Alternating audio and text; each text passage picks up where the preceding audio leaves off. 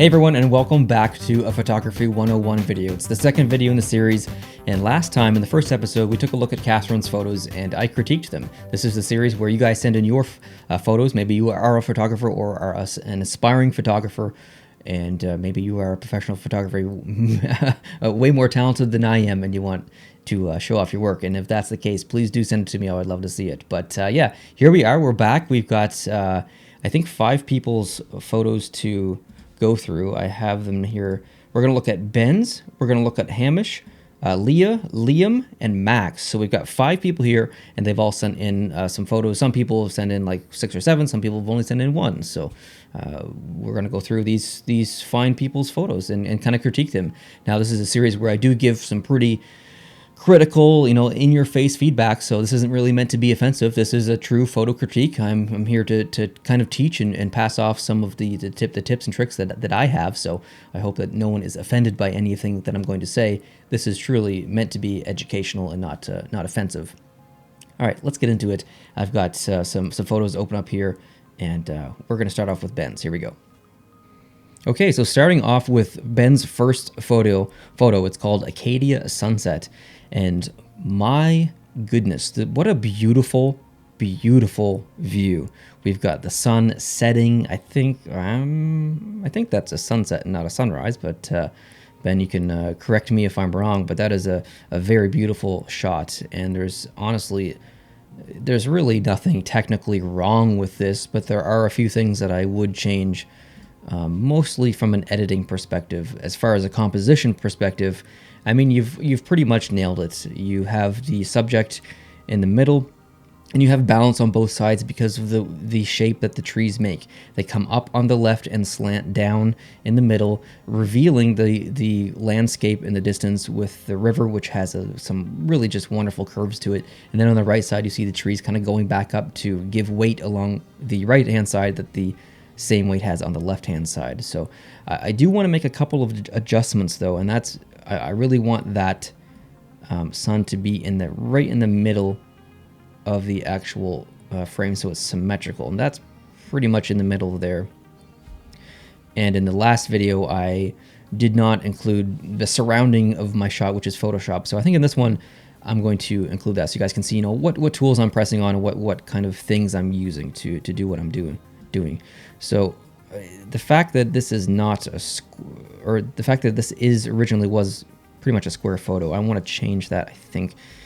And I could bring this up. I really don't want to do this. I might. It's almost meant to be square. Almost, because you don't want the sun to be in the middle. You want it to be on a third, but at the same time, you don't really want the horizon to be in the middle. You kind of want that to be on a third. So it's almost damned if you do, damned if you don't. So just from a symmetrical standpoint, I think I might actually leave the horizon where it is. I don't want to bring it down. I think I'm going to leave it. Yeah, I don't know. Let me go the other way. These clouds up here are maybe a bit distracting. So let me just move maybe this down this way and kind of come up, and then now we have our horizon on a third, and it's not level. So always make sure that your horizon is level, or as level as possible, as level as you can tell. And obviously there's trees in the way here, so we can't get 100% visual on the levelness of our photo, but we're going to try our best. And I don't want to lose anything on that side, so I'm going to bring this in just a little bit more to make sure that my sun is centered. So we've already made an adjustment there as far as composition wise after the fact, and there are 2 distracting things to me in this photo that I need to fix before I can say, you know what, I'm kind of done with this. And they're very, very minor things. I mean, I'm really looking at this in intense detail, and it's this little highlight down here on a rock or something, so I probably remove that just by using the patch tool up here.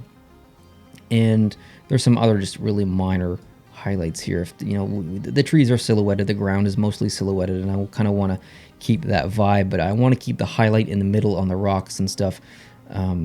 That's really, really pretty, so I want to keep that. The other distracting thing is this cloud here in the middle is beautiful. I want to keep that, but the small little cloud up here on the right is really messing with the symmetry of the photo in the sky. So I'm just gonna take that out. And yeah, this is cheating, and you know that cloud is there in real life, but this is what photography is all about. It's, you know, there's a lot of editing that goes into it, and it's just little things like that that kind of make a photo complete.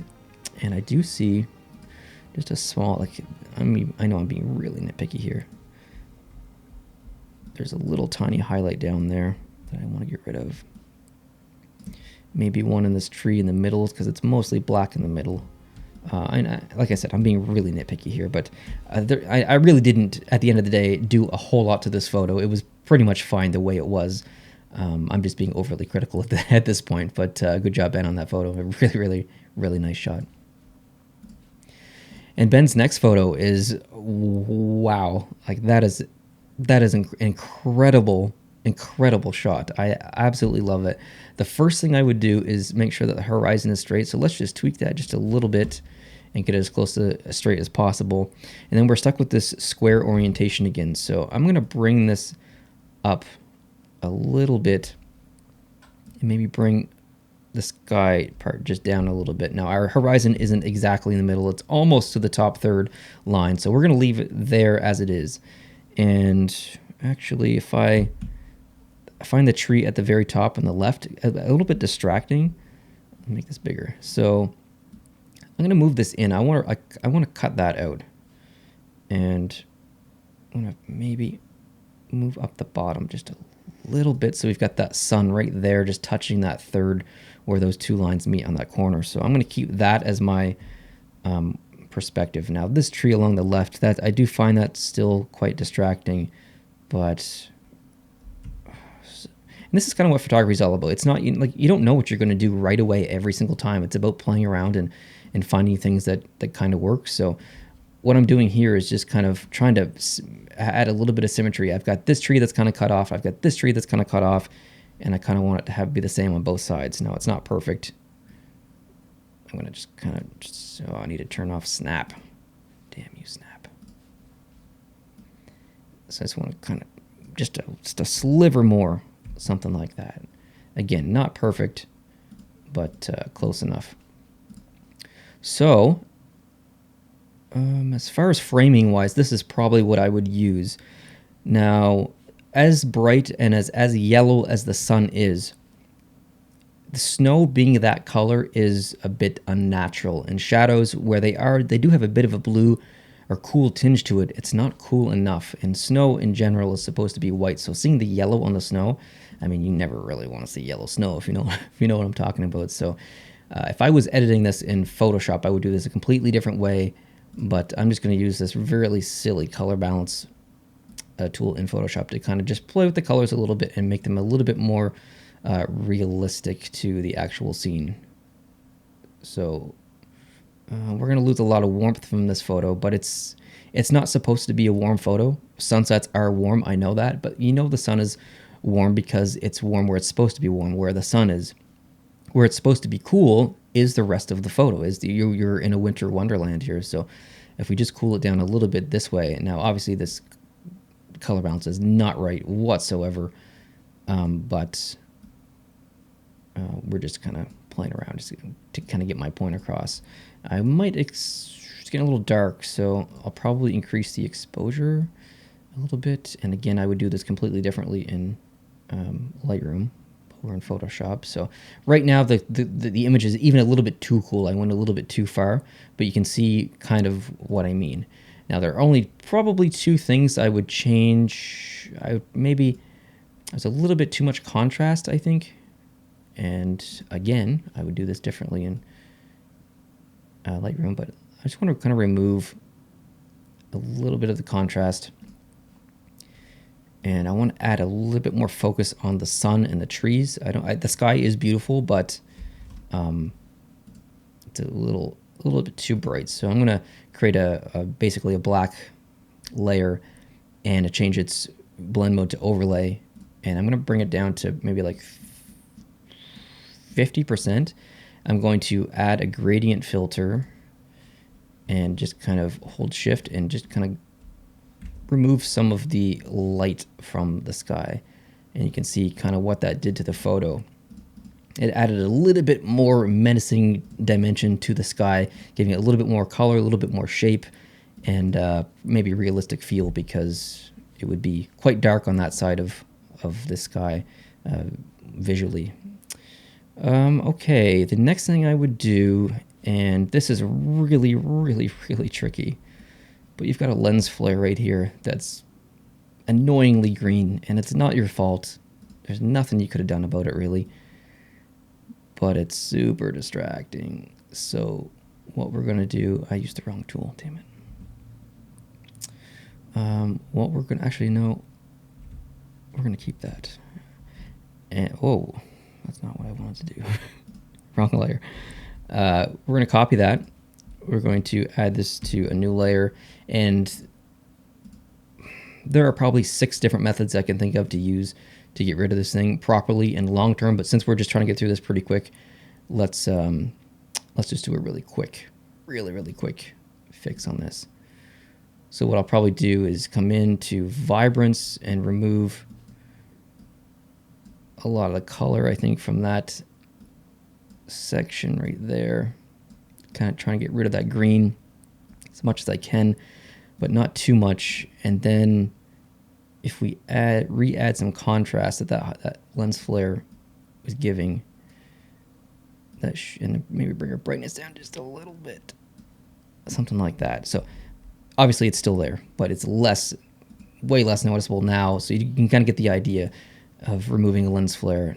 If I was going to take my time, I'd probably spend, honestly, about 25 minutes doing this 100% completely properly. But we've made some changes to the photo, and I think it's added a little bit more dimension to it, and it's a little bit more interesting. But the photo itself originally was really, truly awesome.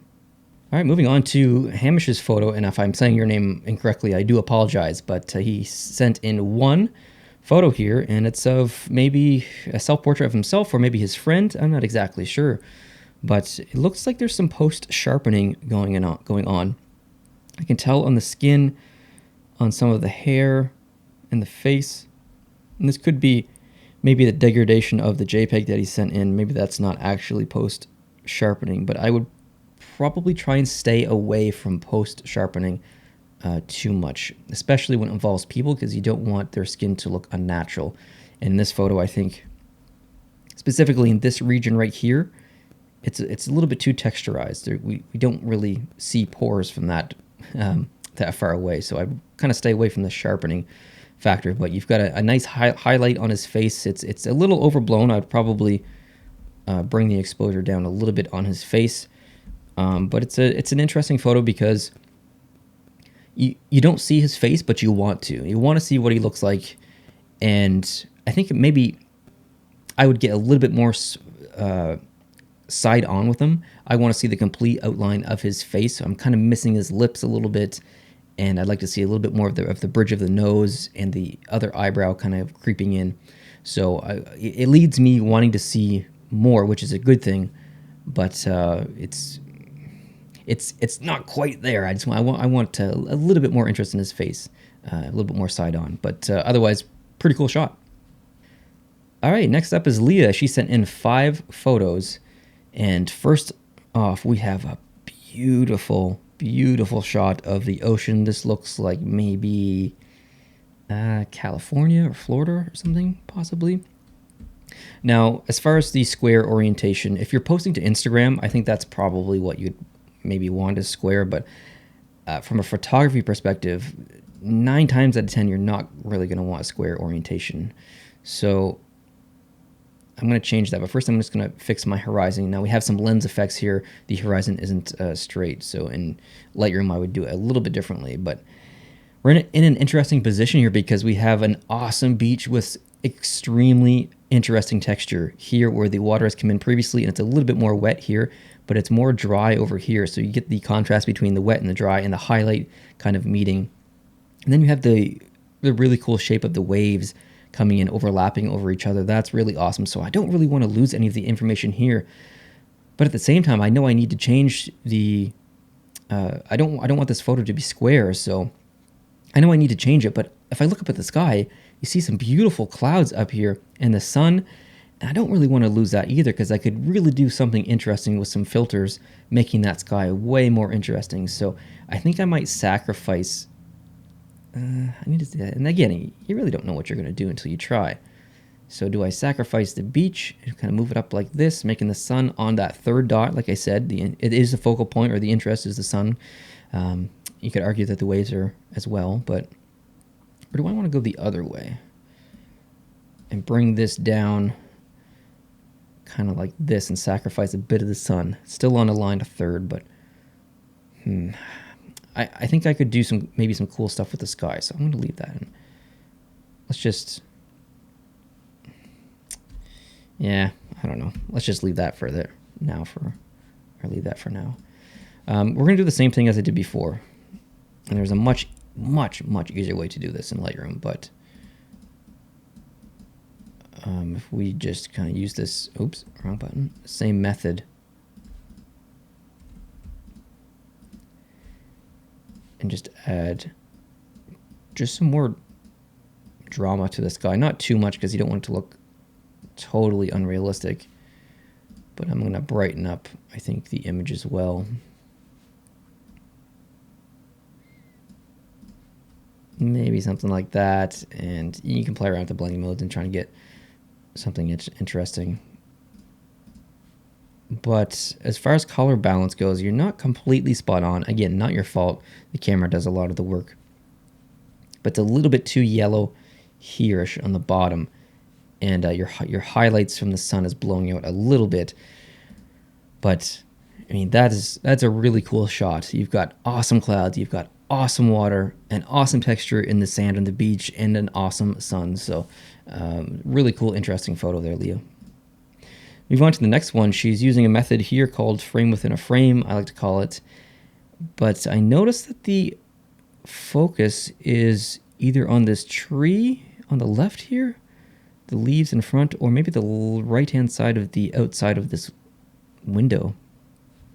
I would suggest maybe choosing the infinity or furthest away thing to be in focus. Sorry, I'm just kind of thinking to myself here. I would probably choose, if you're using a frame to frame something, you want the thing in the frame to mainly be in focus. I mean, there's certain situations where you don't, but I think in this instance, you'd want the middle parts or the actual scenery to be in focus and all this to be out of focus, where in this photo, I think most of the edge of this opening is in focus.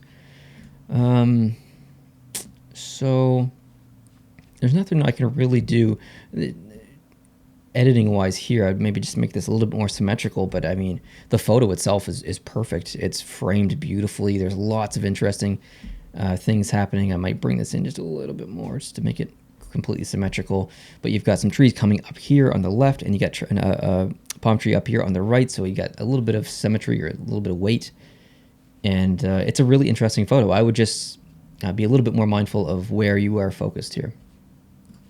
Moving on to the next one, and ooh, really cool architecture shot here. Some really interesting lines coming down. I might, maybe you couldn't have walked over there, but if you see where my mouse is over here on the right, if I walked over there and shot up, how can I do this? So if I take this line, and if you were, whatever. If you were at the bottom of this line here, shooting up this way, actually,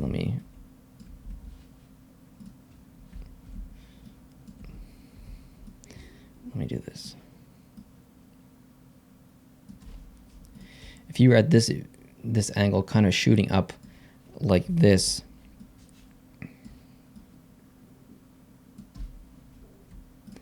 something like that, and had this out of focus and then his face in focus, so you could see what he was looking at, and this would be he would be the subject, this would be your foreground, just a little bit out of focus, adds some dimension to it, and you'd still get a little bit of the lines in the background. As the image is right now, it's a little flat, and you've got a lens flare here, which is actually interesting. Sometimes lens flares work, and in this situation, I think it almost does, because it just adds this little bit of, obviously this is a statue, but it adds a little bit of like mystic qualities to it a little bit. But pretty cool photo. I would just maybe take a couple steps to your right and try and get a little bit more personal with this one, if you could. And maybe this is like a fountain or something. You couldn't have walked over there, but. And the next one, whoa, that looks amazing. That looks amazing. The first thing I notice is the horizon. We always want to keep our horizon straight, always, always, always. So let's fix that, and that's going to remove a lot of the information from our photo, but that's okay. So horizon straight, and avoid cutting off things up top. So even before I cropped it, you had it kind of get it cropped in the picture itself. I don't know what I'm talking about. This little hole down here, is that a hole or is that someone's shirt? Actually, I think it's someone's shirt. I thought it was a hole in the rock. I thought, man, that's really cool. You could see the other side right through there, but I think it's someone's shirt. That was a fail. Anyways, this is really cool. This is a really, really cool shot. You've got the deep ocean blue here, but then you've got some lighter greens in the clear water here coming in. Some pretty awesome things happening in this photo with textures of the rock and stuff. I might brighten it up a little bit because we're kind of losing a little bit of information in the dark parts, but really that's all I would do. Otherwise, like when you're there, just try not to cut off trees or cut off mounds if you can help it. And your last shot, Leah. Ooh, look at this. Now this is a nice shot. This looks like Florida. It's probably not. Look how straight that horizon is. That's what you want right there. And there's not a lot of information in the sky, so we want to remove quite a bit of that, if not all of it. You have the horizon on a third. Maybe remove that bench a little bit. I find it a bit distracting, and we'll kind of come in to fix our orientation a little bit. Maybe something like this. So what we've done here, we've put where the sun was previously, or have gone down kind of near a third. We've put this guy, who is the main subject in the photo, or the main person. He's on a line of third, almost his face is there. And we've kind of added some interesting, well, we didn't really add anything. All the interesting things were already here. We just kind of exposed them a little bit. I don't know if I'm going crazy or if that horizon's not straight. I need to adjust it a little bit. The leading lines coming up here from the railing is cool.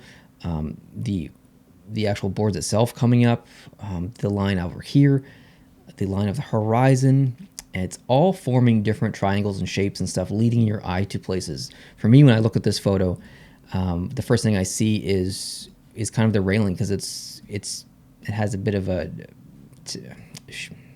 pattern. Not really pattern. I guess it is kind of a pattern, but these blocks in between the woods, or these, the empty space in between the boards is really what draws my eye. So I see that first, and then my eye kind of goes up along here. I see the people, and then it kind of moves off to the right, and I see the sunset. When you look at a photo, you have to kind of think about that. What do I see first, and where is it going? So really, really nice composed photo here, Leah. Excellent job. I really, really like this one a lot. All right, now we're going to take a look at Liam's photos. And before we get into Liam's photography here, I got to tell you guys, Liam is 11 years old. And he took some of these photos, which is remarkable, because when I was 11, you know what I was doing? Scratching my butt and watching cartoons. I wasn't out taking beautiful photos like these. So Liam, really impressive. Really good job. I wouldn't actually change much about this photo. You see the line in the background where it was like this black line here that kind of comes down. You want that to be straight. So if we just move that just a little bit, and this can be fixed right when you take the photo. So just be mindful of the lines in the background, or horizon, whatever. So I'd probably do something like that. And really that's maybe all I do. I might tighten it up a little bit and kind of bring this down a little bit, bring this up a little bit. We want this focal point here, which is this thing, I don't even know what you call that, but that's on a third, and then the opposite end over here is kind of on a third. So that's probably what I would do with that. But I mean, wow, they're super impressive. 11 years old doing that. That's awesome. Next shot. Ooh, look at this. Look at that reflection. That is so cool. I would maybe for this shot just kind of see, I like the background. I like the leading lines in this photo, and the symmetry it's really cool. So I think I might maybe leave it where it was, almost right there. But I don't know if I really want that reflection, so I might keep it like this. Or another option is maybe removing all of those lines from above and just kind of focus on the reflection itself. But I think there's two interesting photos or points of this photo to maybe keep is the lines in the background, the leading lines, and the reflections. So if we do something like that, that's probably what I would do with this one. But if I was here, I might suggest getting down at the level of the object, and your reflection will kind of get a little bit more longer, I guess is maybe the right way. It'll come all the way almost to the camera itself because of the perspective that you're looking at it. So you could get some really, really cool shots if you just get down to the level of your subject. And obviously, maybe you don't want to. It's a little wet, so you probably don't want to get wet. So maybe bad advice from me. In this last photo, you've got an awesome flower here, and there's just one distracting part. There's just a little bit of a light piece up here. So I would just literally just go bonk and kind of cut that out like that. Maybe come down a little bit to keep our orientation, and put our center point here, or our focus point, on a third. Really, I really did basically nothing there. It was composed beautifully as it was, but I notice your shutter speed is quite slow because you've got some blurriness here. So this looks to be maybe 1/30th of a second, something like that. So just be mindful of your shutter speed. You don't want to cause any blurriness. So otherwise, I mean, incredible job, Liam. You're doing this at 11 years old. It was super impressive. Okay, next up, and to round off this video, we've got Max, and Max is, I think that's his car. I'm going to assume, Max, that's your car, and you've done some interesting things here. You've put it on a third, which is great, but in this situation, I actually don't want it on a third, which is maybe a little bit nitpicky of me, but I want that to be kind of the center point of this entire photo. I'm getting way too much information on the right, which just isn't interesting information because it's just trees and it just kind of runs together. So I want this to be a little bit more symmetrical, kind of like this. I'm going to bring this up a little bit, but then I'm going to bring this way down, something like this. And then you're going to see kind of what I'm going to do here. Now, obviously, our orientation of this photo is off just a little bit, but we could maybe kind of do some cool things with this shot because this is a very dramatic shot. And I've noticed that you've gotten down on the level of the car, which is perfect. You probably will be kneeling when you took this shot, which is awesome. I would even suggest laying down on the road, as ridiculous as that sounds. Give that a try and see how it looks next time. You want to get right on trying to make your car as menacing as possible. So what I've done is created a black layer, and now I'm just kind of looking for a blend mode that will look good as an overlay, but not the one called overlay. So I'm just going to make this half opacity right now. I'm going to take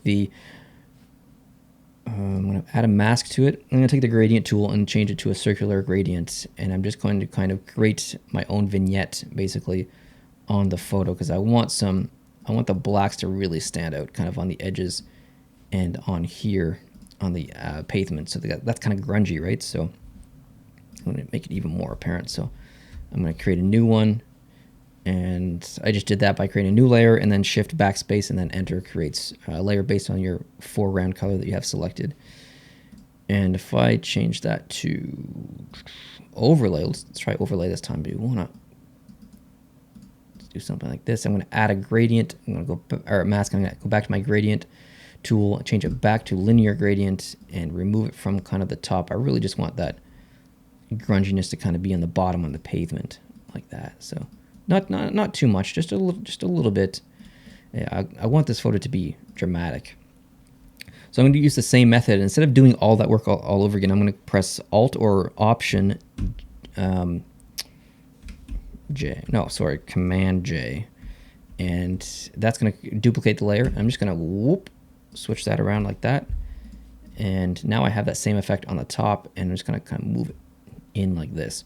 So if I was going to take this photo myself, I would use a lens that would give me depth of field and give me some perspective of the background being out of focus and the foreground being out of focus. So we can kind of cheat the system here a little bit, and this is going to, just so you guys know, this is not going to look proper at all, but it's going to give you an example of what I mean as far as depth of field. So we're going to come in and I duplicated that layer, and we're going to add a Gaussian blur, and we're going to make it, something like that. And then I'm just going to use the same method. I'm going to add a mask go back to my gradient filter and use the gradient tool and use the circular version of that. And I'm just going to kind of mask out. So this is where the line of focus would be in the actual camera. So I need to be really careful here because of the, I don't want to get up into the sky, but if I click the mask, make sure I'm on the mask and go to the eraser tool, I can actually just like literally paint out that mask like this. And obviously it's not perfect. It needs some more work, but it's going to give you an example of what I mean when you can use depth of field to your advantage and kind of create some dimension and kind of isolate the subject. And the subject here is your Honda SI car here. So this is not the proper way to do it. Do not use Gaussian blur in post-production to get fake focus. That's not the way to do it. The way to do it is to do it in camera. And now this might not be his fault. Maybe he doesn't have a camera or a lens that can produce this effect. So I am being overly critical here to provide maybe some education to anyone who maybe does have that equipment. Add a little bit of dimension. If you're shooting a car like this, you kind of want it to be menacing. So add a little bit of dimension. I mean, and you can even get in a little bit more creative with this. You could put in some text in here and kind of make an ad out of this. I'll type in Honda. We give this a nice Honda font, whatever Honda uses as a font. This is probably similar. And boom, we can kind of maybe change the blending mode a little bit. Let's change the color of that text to white. Something like that. I mean, you can have all kinds of fun in Photoshop doing stuff like that. I could add a stroke that was white and change the stroke to blend mode to overlay and press OK, and then remove the fill of the actual text so you just kind of get the outline of it. And then I could kind of make it really subtle by bringing the opacity way down. Like, I mean, there's all kinds of things you can do with Photoshop when you're editing a photo, and just have fun. That's how you learn. You do this stuff, and the more you do it, the more you learn. You're not going to learn overnight. It's going to take time. You have to be patient, but the more you do it, the better that you'll get. I'm just going to drag in his photo in here for comparison. So you have a photo here originally. That's not a bad photo by any means. The sky is really interesting. He's placed it on a third, which is proper. But we've taken a photo and we've added just a little bit more personality to it. It's a fast car. It's an SI VTEC. We're talking some horsepowers here. Not a crazy amount of horsepowers, but pretty good. And we're giving it some personality. It's menacing. It's mean. It's fast. It's we're using editing elements to give the subject personality that it already has. We're just enabling it a little bit more. So awesome shot, and thank you guys so much for submitting your work. It's always so interesting to look at other people's work and kind of go through and get ideas of my own, because there's stuff that I'm not good at, and kind of gets my butt out of the seat and gets myself outside and taking some photos as well. And that's a bit difficult right now as I'm filming this with the coronavirus stuff happening and the lockdowns and everything, but it's cool. So thanks guys for submitting your photos. I really appreciate that. I've got probably about 15 other people who've submitted photos as well. But if you want to submit any of your photos, please go down to the description, hit that email. I guess it's not really a link, but it's listed down below in the description. It's productions@posttopostshow.com. Again, productions@posttopostshow.com. That's down below in the description if you want to copy and paste it or whatever you need to do.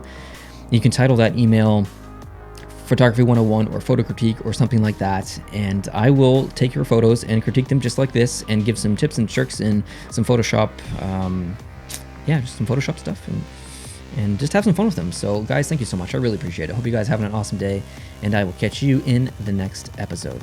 Adios.